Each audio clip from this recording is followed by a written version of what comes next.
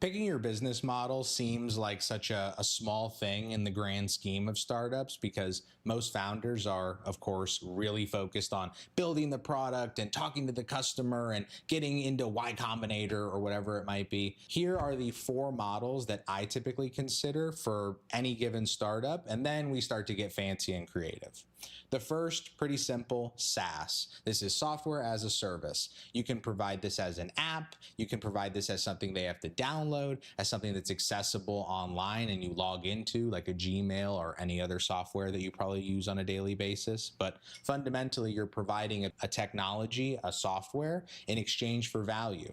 Now remember, value doesn't necessarily mean dollars. Value can also mean usage. There are plenty of apps, Google, probably the easiest, that notice they don't charge you when you show up, but they charge you by putting all those ads in front of you because they have advertisers pay them. So my question is, if you're building a company, do you need to charge for it, or will charging for it make people not want to use it because it's fundamentally opposed to the nature of the business, aka a search engine?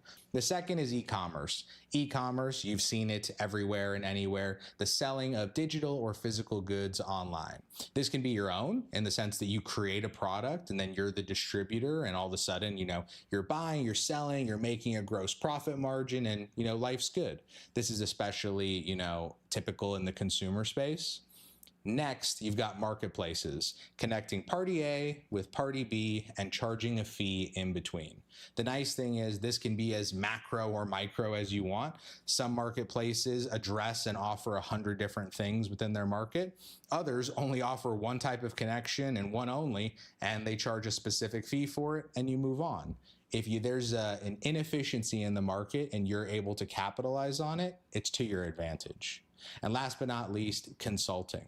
Now, most people wouldn't think of consulting as a business model that makes sense for startups, but I find that often, especially if your offering is B2B in nature, offering a consulting service, even if you do it for free, basically like an unpaid intern, you can learn a lot about your customer and really lower their defenses, shall we say, to have a conversation with you, because now there's no pressure. Now you're providing a service that may be more tried and true.